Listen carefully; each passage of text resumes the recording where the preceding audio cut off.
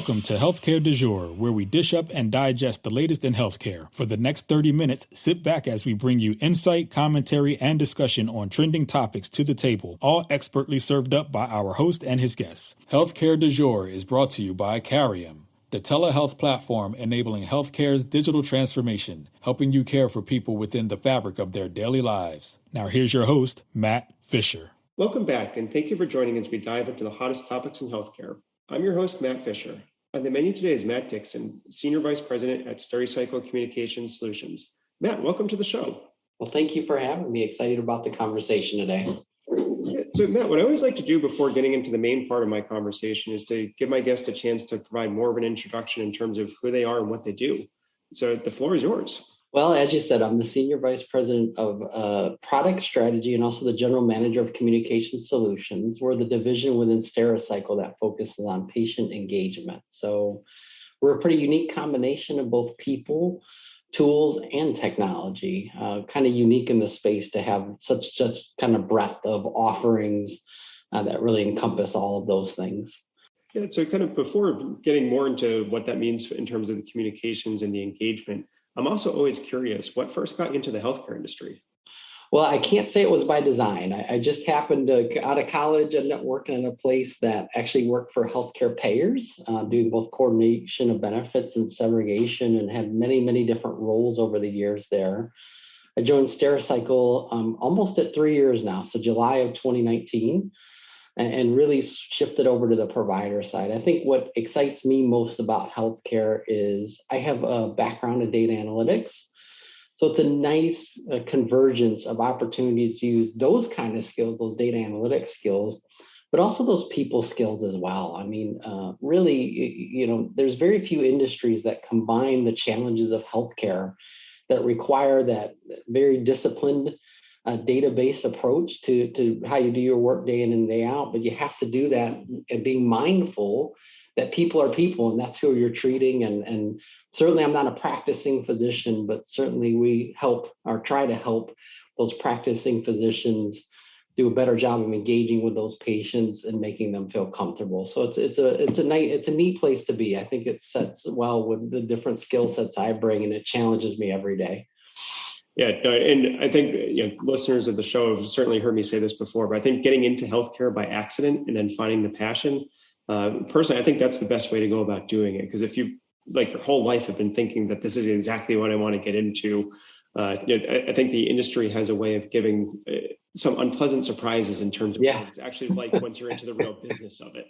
Yeah, we came in with the reality and learned to love it. To your point, I think some people may come in with the grandiose ideas and find out that unfortunately, it's not as perfect as it seems, but it's a fun place to be. I'll say that much. Yeah. So one of the things that you were just talking about in terms of the background, of your experience, that sounds very interesting, is I think you said you were primarily on the payer side of the world up until joining Stericycle, and now being on the care delivery side. So what challenges have you seen of trying to align the different perspectives that each of those players might have? And also maybe where have you been able to find common ground that people who haven't been able to bridge the two sides might not recognize exist? Yeah, I think that, the challenges, I think, is the approaches they take. Like I talked about, I've got a data analytics background. I think when you're looking at a practitioner, their primary concern is people-based, right? They're trying to find the care plan that makes the most sense for the individual without necessarily having to think about, how does that work, in a generalized population, for example, right? Where on the payer side, of course, they're much more data-driven, right? They're trying to find evidence-based care protocols that are more generalizable, more sustainable, where I think your common practitioner, they certainly would look to take, prescribe a medication that may be cost prohibitive against a general population, where a payer, for example, isn't probably going to approve that kind of approach, right? But at the end of the day, the common theme is they're just trying to best create general health and wellness for as large a percentage of the population as they can in a sustainable way. Yeah, kind of, I think as you're saying there, it's, they're both trying to get to the same end goal, Right. but looking at it on two different scales, which Exactly. kind of makes sense because, I think as you're saying, the payer side has a much broader population that it's going to be considering. Whereas, when you get down to the individual clinician level, they're looking at their patient population or maybe potentially the population served by their whole practice. But it is very different scale. So it's, kind of trying to find ways to get everyone working together, because I think you do need to mesh both of those perspectives. Absolutely. Agreed. So the other thing that you're talking about is kind of this communications and patient engagement. So, obviously two extremely broad kind of topical areas, but can you start trying to break it down a little bit for us? And, kind of when you're talking about communication, what forms of communication are you looking at? Yeah, so for us, our focus is on, like we said, which makes us a little unique in the industry, not only live voice agents, but digital components, SMS, email. We do outbound IVR. Certainly the one area we don't dabble in, but an area of a lot of interest, of course, in healthcare today is social media as well, right? That channel is becoming more and more prevalent and more important. But really, when you look at communication, I think the difference between the two is communication is sending out information and responding to that. Engagement is getting people to take action, right? So how do you go from interest to intent to action? And that's really what the journey is about between communication and engagement. So how do you start to get people to engage then? Because I think it's, well, I know this is going to be a very gross oversimplification, but communication, I think a lot of people would think it's easy to send out a lot of information, but then how do you actually drive, someone taking action, as you said? Yeah, that's a good question. It's the $1,000,000 one. And I think for us, our focus, a lot of it is on individualizing that communication to make it more relevant. Certainly is a big part of that equation. I think the other part of that equation that's critically important is embedding those calls to action right in that communication and making it as convenient as possible to take those next steps, right? So we want to kind of lay out a clear path for your next steps, not just generalized next step, but your next steps, and also give you a way to, as easy as possible, take that next step in your journey. And I think that's the key to successful patient activation or engagement.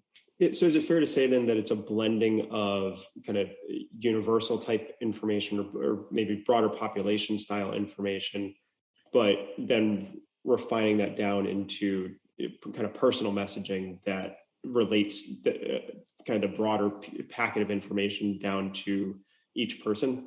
Yeah, I'd say it's a distillation process, right? So certainly we all know broad, for example, I'm getting ready to turn 49, closing in on 50 here, right? So, things like in general colonoscopies are things that I have to think about that historically I haven't.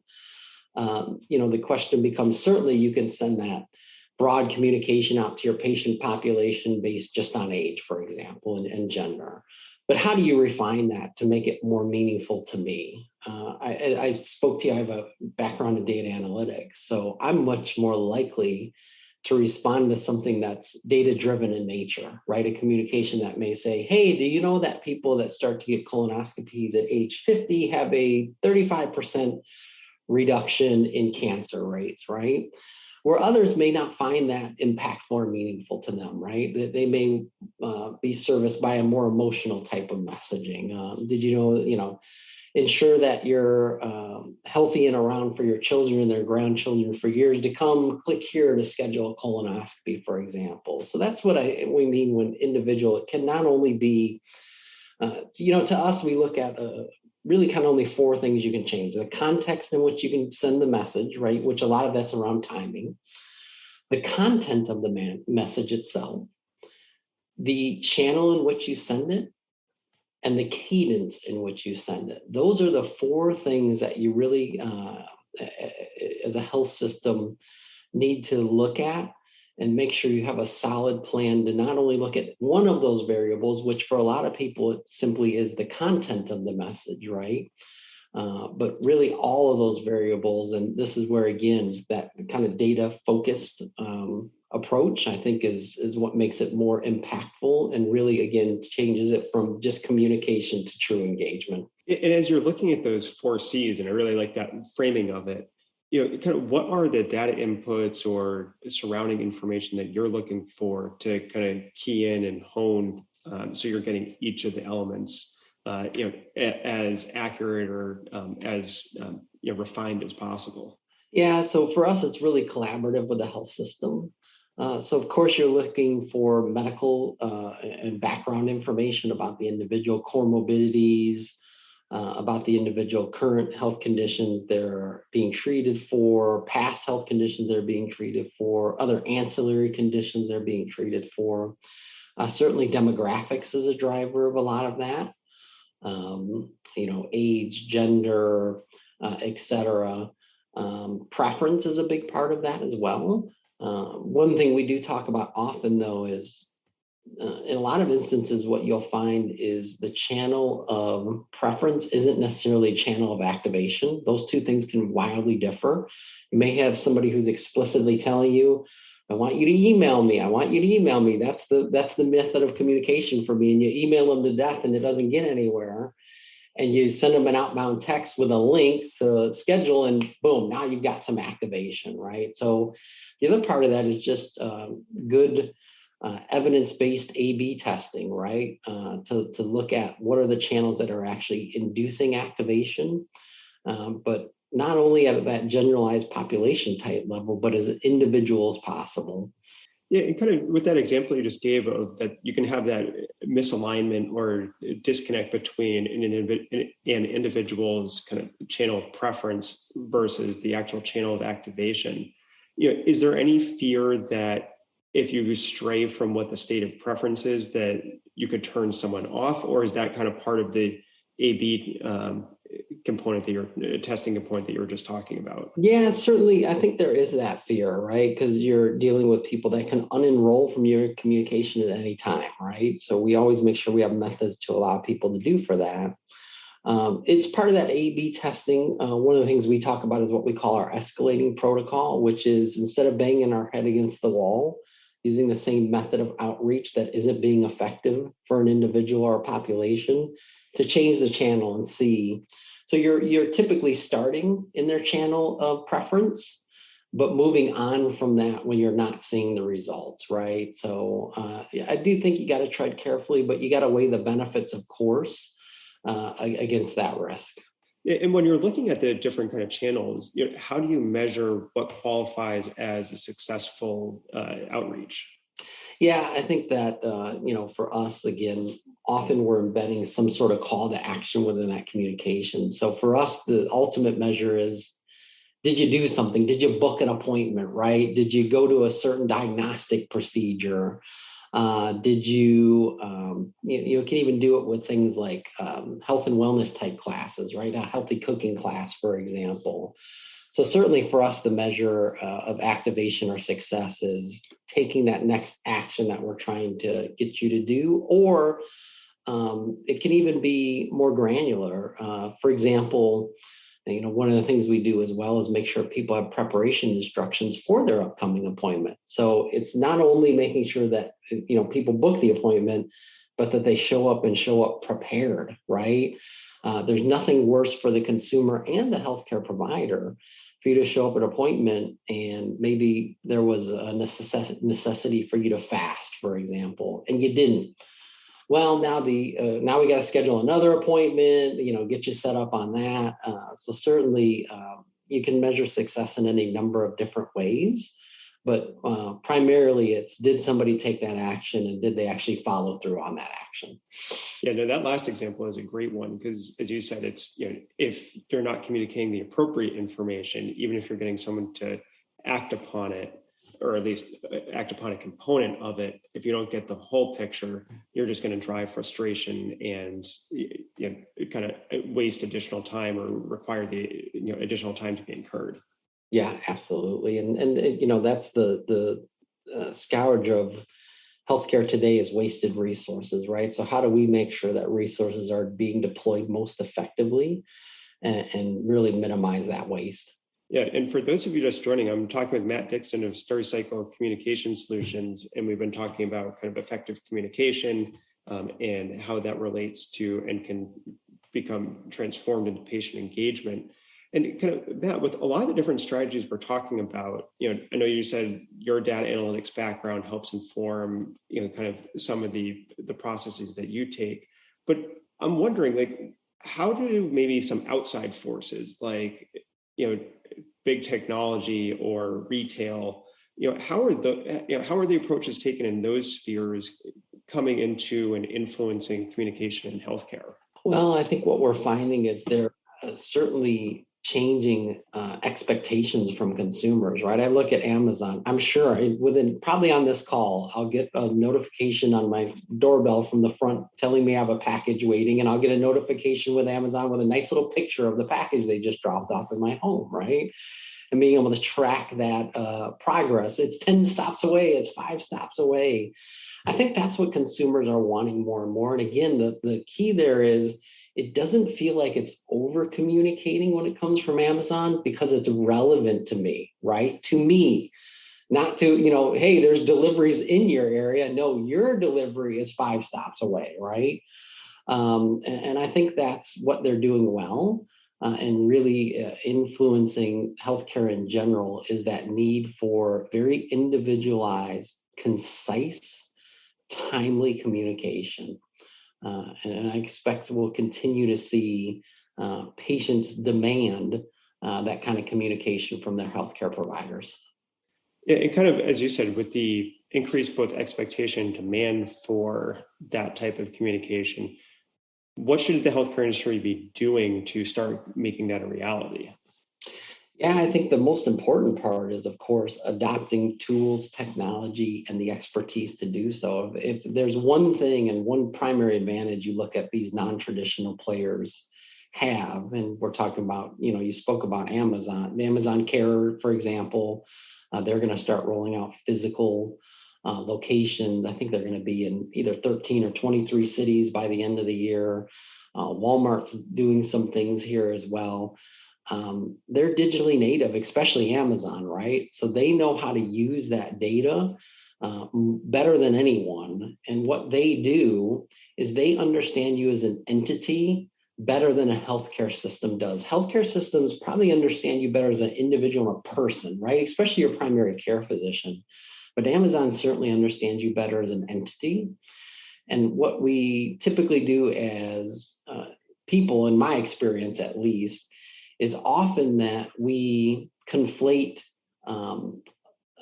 somebody knowing us with caring about us, right? So if you feel like Amazon knows you because maybe they're going to, even as they go into healthcare, we may see the day when they know you have a gluten sensitivity and they suggest when you're shopping through Amazon Fresh, hey, you might be interested in gluten-free bread, right? Now it's like, oh, they know me. They really care about me. No, they know you as an entity, not as an individual, but certainly they can use that knowledge and leverage it in a way to make it feel like or seem like they care about you more than perhaps even your primary care physician has, because they've got more touch points, they've got more opportunities to demonstrate that knowledge. Where, someone like me, again, closing in on 50, I see my PCP once a year if things are going well, right? Yeah, kind of with being able to bring together, and as you said, view an individual as an entity, and kind of piecing together all these different aspects of your life. At the same time, though, is there a balance that kind of needs to be struck? Because well, as you're saying it, you can see it in Amazon or Google if you use Gmail, or like pick your technology platform. As it sees your activity, it gives you sometimes scarily accurate or even prescient recommendations. Yeah. But that also seems to be driving somewhat of a backlash. So kind of as kind of to get back around to the question, I think that I was trying to ask is, where do you see that balancing line of being accurate enough, but also not getting into the sphere of people feeling like they have no privacy left? Yeah, certainly that's a delicate balance, right? Nobody wants to feel like Big Brother is watching. I think the keys there, again, go back to to your point, that accuracy can work against you, right? Getting down to that super individualized level, that can make it so scary accurate that it does feel like you've lost your privacy. So I think the key there is, again, making it convenient as possible for people to, I wouldn't say opt out, right? Because that's certainly, you want to avoid that at all costs, but to tailor that communication to say, hey, let's pull back a little bit here, right? This is, I find value in this, but maybe you've gone a bit too far. And you see this again in e-commerce all the time. If I unsubscribe from an email, one of the first things they ask me for before I unsubscribe is, hey, can I just send this to you weekly? Does that fit better for you? Do you want me to only send you this kind of information and instead of all of this, right? They're trying to, in essence,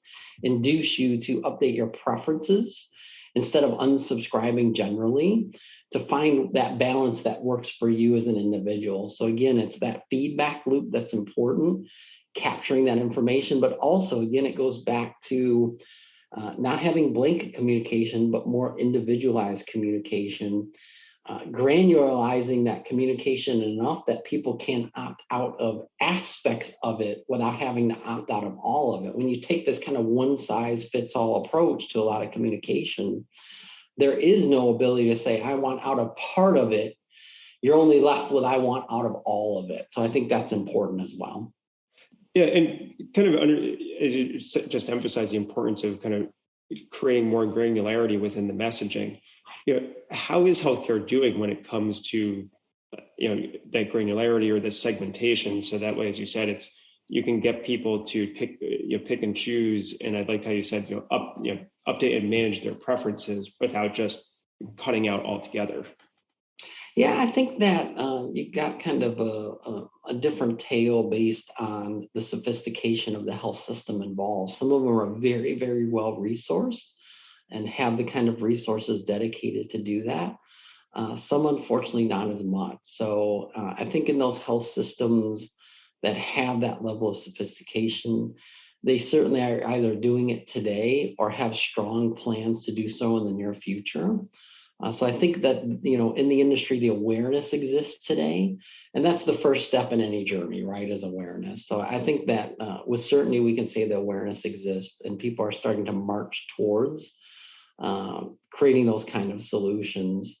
I think that, again, where the challenge can be is they've got the problem which many, many industries have, and that's why I say places like Amazon have a marked advantage because they're digital first from the ground up. They have data in so many different silos. Bringing that together cohesively, I think, is sometimes a struggle or problematic for them. And the reality is there's competing interests even within a health system. You talk about value-based care arrangements where some may drive, or have penalties associated with excessive ER admissions. But some health systems find that is a actually good venue for patient acquisition, right? So how do you balance those competing priorities? That's a big challenge, but they're working through it. And I think the first step of it is awareness. The second is pulling that data together from disparate sources into one consolidated resource, which can be used to influence that communication. And kind of with that awareness growing, have you seen the COVID-19 or any other recent events, kind of furthering the understanding that maybe some of this change needs to accelerate? Yeah, I mean, certainly. I do look at when you talk about the need for change. So we do an annual patient survey, and one of the things we actually found coming out of COVID is there was actually a 13% decrease in patient satisfaction. I can't say the word satisfaction today with provider communication since the beginning of the pandemic.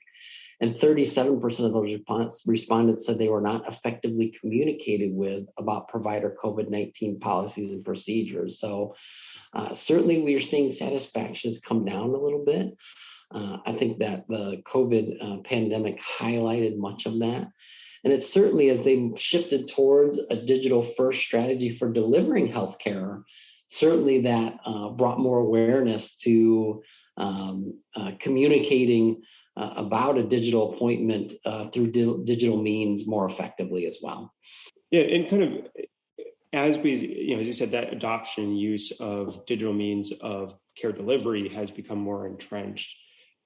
What do you see the better organizations, or maybe the organizations more on the leading edge, kind of adopting and refining as they prepare for kind of this continued evolution? It's, I don't even know if you can say the post-COVID world, but it's, just the changed nature of how interaction occurs now. Yeah, I think what they're finding is they're still figuring out where things are most effective, right? So if you look at telehealth in particular, you saw this wave, right? And we've seen that now start to come back down. But there's certain areas where it's still being not only very effective, but well regarded from a satisfaction perspective for patients. Primary among those are psychiatry. So telehealth certainly has a strong foothold today in mental health and the delivery of those services, and will continue to have that post-pandemic and well into the future. I think it will get even more prevalent in the future. Areas where they've seen some struggle is more where you've got to lay hands on somebody, right, to be an effective practitioner, even down to general medicine, right? Every time I go to the doctor, they get my blood pressure, they take my temperature. Those things are very hard to do, obviously, in a telehealth appointment. So I think what they're trying to figure out is, again, backing away from that one-size-fits-all approach to figuring out what pieces of the journey can be digital first and effectively treated and become points of conclusion. Because really what happened during that transition is what we found out is a lot of the telehealth was just a step in the journey, right? And not the actual endpoint or the decision point in the journey. And I think that created frustration. It's like, oh, I saw you virtually and you tell me I got to come in to see you. What was the point? Now we're figuring out, hey, there are certain pieces or parts of that journey where you can deliver healthcare very effectively for telehealth and make that the endpoint as opposed to just another step in the process. Yeah, no, that's a great description of it. I think, as you said, how can we bring it to the points of conclusion, right, and identify, how the flow should work best.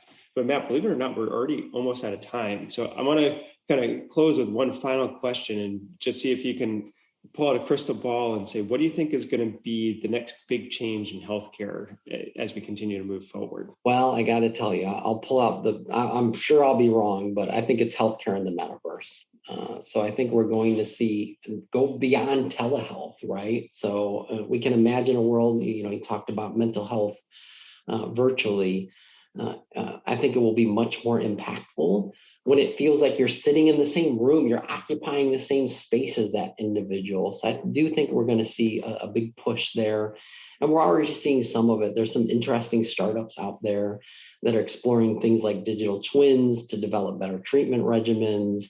And the first push for many of them is, again, into mental health care. So I think we'll start there, but I certainly don't think we'll end there.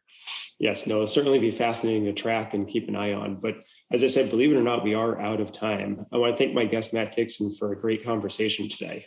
All right, great. Thank you so much for your time. And thank you to everyone listening. Keep the dialogue going and connect with me at #HCDEJURE. I'm Matt Fisher. Until next time.